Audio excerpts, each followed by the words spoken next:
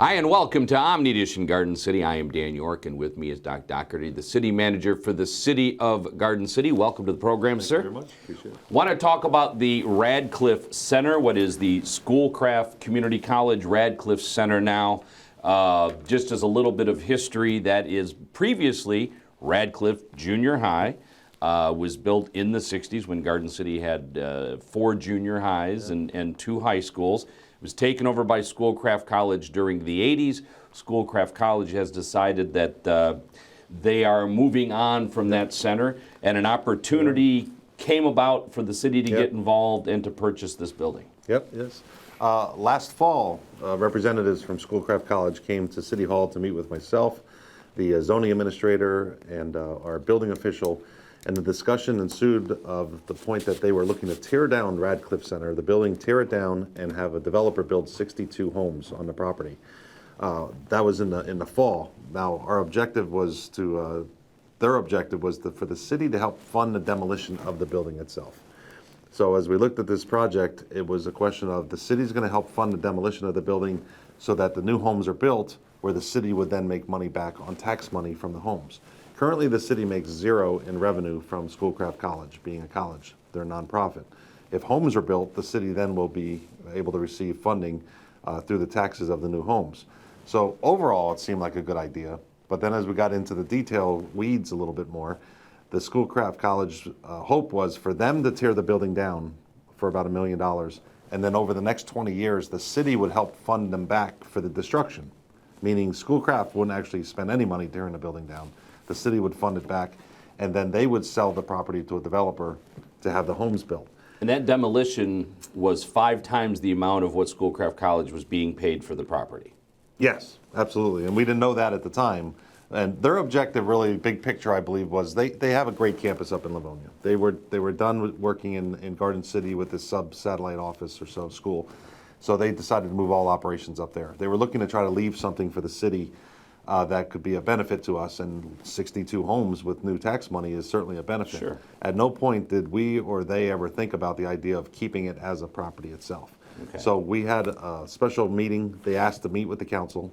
We had a workshop, and as the representatives were talking about this overall plan, and the city itself was not looking too favorable upon it for the fact that we received tax money from those new homes. We would receive, school district would receive tax money, as well as county, zoo, everybody would receive tax money. Even Schoolcraft College. Even Schoolcraft College would receive tax money from the new homes, but the deal that they were offering us was that only the city would put up tax money for the future to pay for the demolition, not the school district, nobody else.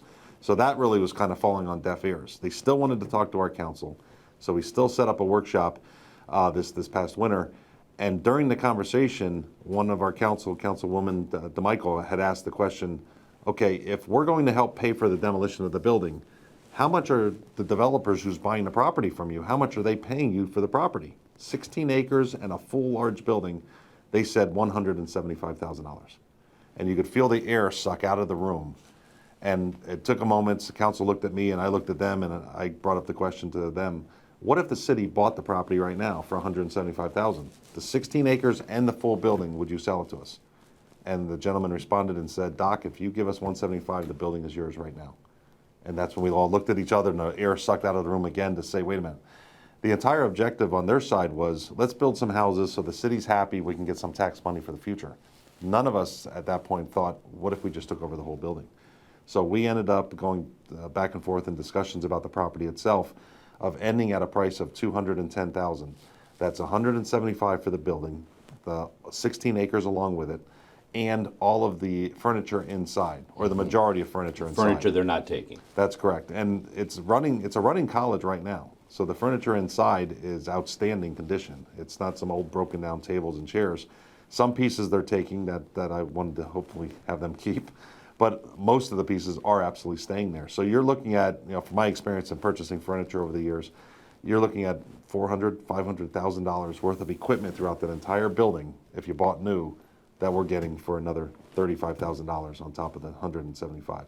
So the final price is $210,000 to purchase a building of 16 acres, 87,000 square feet, that's in super condition, that's currently running still as a college as we speak.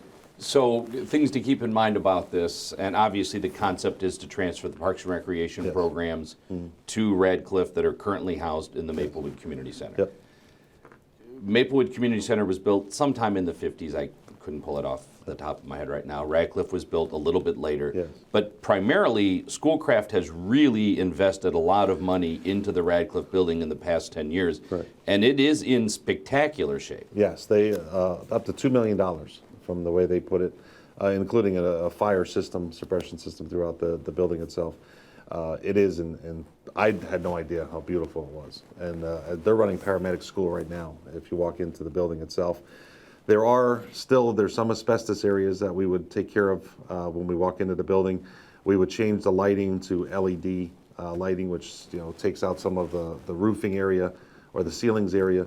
The roof will need a makeover, but what we were looking to do with Maplewood Center over the next year was to actually invest into and redo Maplewood Center.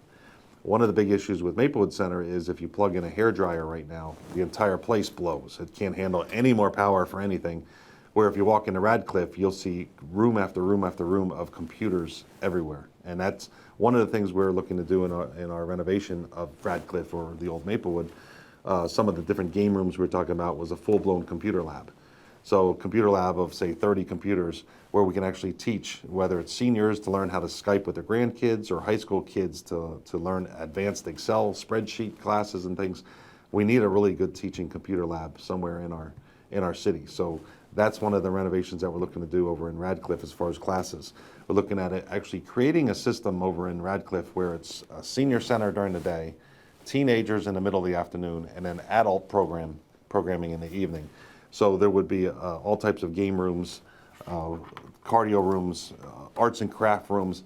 What a lot of times happens at Maplewood Center is the same room is used for many different things. There we're looking to set up like an arts and craft room, pottery room. Considerably Stays that bigger way. building. Let's point that out. At least twice the size itself. We'd have more room for dance classes, so we're going to expand the dance program over there. One of the things that we were actually looking at trying to create at Maplewood Center, if we were renovating Maplewood, now we're moving it over to Radcliffe, is a teaching kitchen. And some people have seen the British baking show, where you actually have people competing against each other for cooking. What my vision is that you would have about 8 stations, 4 on each side of the room with 1 teaching station in the front. Every one of them would have their own stove, their own mixing bowls and things. And what you have is date night. Now you have a couple that can go out for chicken saltimbocca. They can learn how to make it, they can eat it and have a nice night out of it. The city will make a few dollars off it to help pay for the teacher and for the facility. But the next morning it could be youth learning how to make cookies. So it's a teaching kitchen, not necessarily a competition. And there's already a facility there, right? Because it was a culinary arts. They're culinary arts classes. So. Yes, correct. But that's something if we would try to put at the old Maplewood Center with renovation, that's going to be a lot of work and a lot of electrical work to prepare something like that over there. So here we have the ability to do much more, including even communication classes. We've talked about moving our communications department over to Radcliffe where we can teach the youth about broadcast journalism and some other things. So we're looking at turning it into literally the hub of the city for all ages, for all activities, including even possibly a little gift shop over there with a coffee station, as well as shirts and hats of Garden City gear. Sure. So that people from out of town want to purchase something, they can go over there.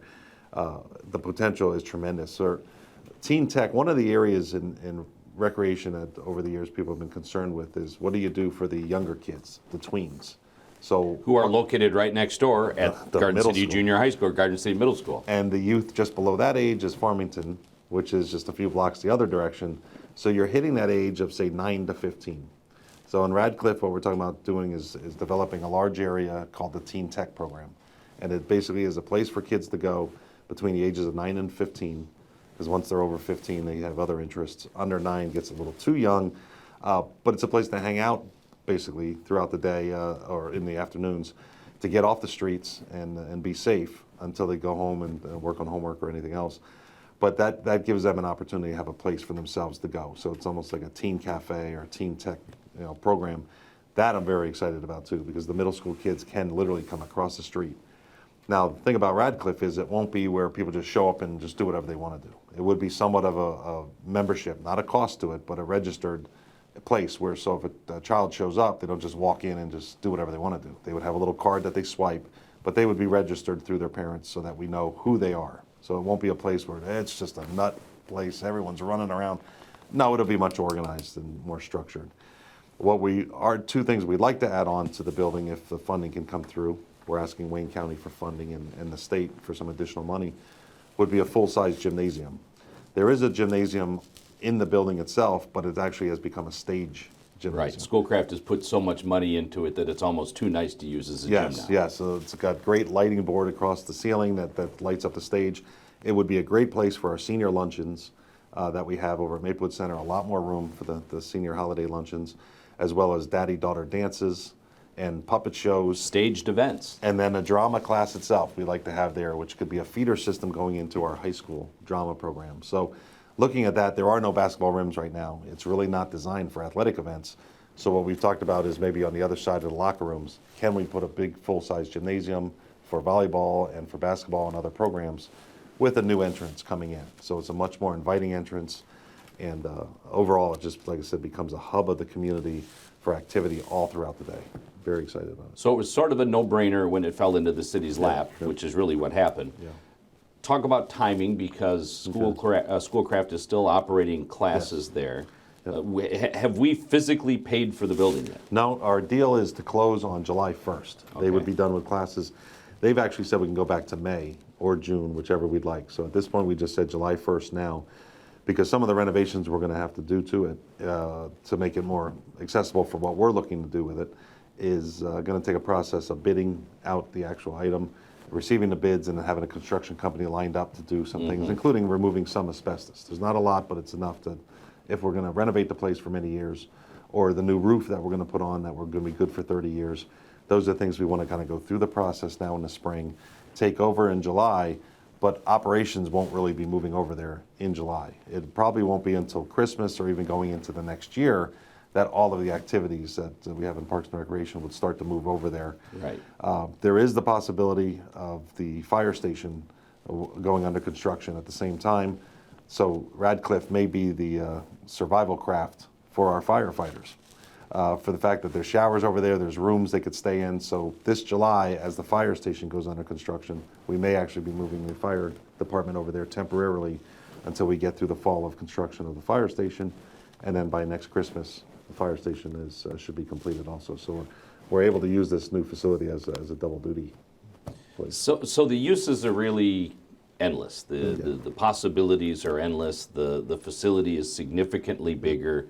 The parking is even significantly bigger. You have a little bit of green space involved with it, not as much as you have over at Maplewood, but to clarify for people, the city doesn't own that green space at Maplewood. Most of that belongs to the school district. The soccer fields. It stayed with the school district because originally it was an elementary school. So really there's just, there is no end of the possibilities of what you can do in this new building. Yes, absolutely. And what we're trying to do is create it as an educational program facility for all types of ages.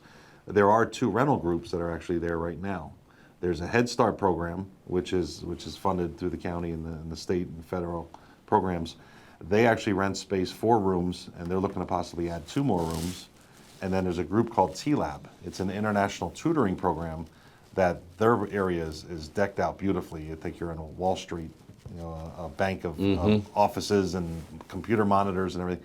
Beautiful job they're doing over there. They also would like to stay. Once you walk throughout Radcliffe, you don't even notice those 2 groups are there. That's how big this facility is. But the money they're paying in rent right now to Schoolcraft, and they want to continue paying us as we take over, at least covers the operating costs right now for utilities. So we're looking at now a facility not only that the city bought for basically nothing at this point, 16 acres and a huge building, but we're not looking at a heavy cost where people may say, well, what's it going to cost to run it? We have 2 rental groups, again, that will never interfere with what we're doing. If anything, they complement us. Head Start and a T-Lab tutoring program complements our educational aspect of the facility, but they also cover the utility costs at this point. So anything above and beyond that we put over there is just wonderful overall for the residents. And there's the symmetry, again, of having the middle school next door. There is the old West football field on the other side and a track, and there is the grass area where they do have Garden City Soccer Club programming now on the south side of the building. So really it is, Yeah. Even though it's not in the center of town, Yeah. it truly is in the center of a lot of people and a lot of activity, Yeah. with the school district administration building there too. The benefit of being a smaller town as we are, by the time you get in your car and would have driven to Maplewood Center, you could just drive the other direction and get over to Radcliffe. So it is more on the edge of town. But a lot of the services we offer, even at Maplewood Center, are not just for Garden City residents exclusively. So a lot of our senior programs, we're pretty much open to the region, people that come in. One of the things we're looking at this next budget is to purchase a shuttle bus. So that way we can have a lot more activity for seniors to go places throughout the region, but at the same time, in the summertime, we would have this bus that we could use for our summer programs for the youth. Other facilities I was at, other companies, cities, we purchased a bus and it became an easy cover itself cost because of the fact that normally we have to rent buses now for senior programs and rent buses for summer programs. If we had our own, along with Radcliffe, we're saving money again. So everything we're looking at here is how can we have the least cost possible with the biggest bang for the buck, and it's again, tremendous opportunity for the city. It's a generational change for what's coming. Tentative, when do you think we get in there? Probably, ideally, depending on construction, would be by Christmas time of next year. Now, we could move things over if we wanted to, but when you're getting under construction of doing roofs and LED lighting, we might as well just wait until that's completed. But the other two rental groups will still be there during construction because they are running their programs, so we're not kicking them out. So we have the ability to work around, from some construction, some restrooms to make sure that they're ADA compliant restrooms. That's something that could be done all at one time, without affecting the roof construction and so on. So it's kind of a piecemeal project that can be done in segments as opposed to just shut it down and open it up at one time. Pretty exciting time in Garden City. Oh, this is great. Great stuff.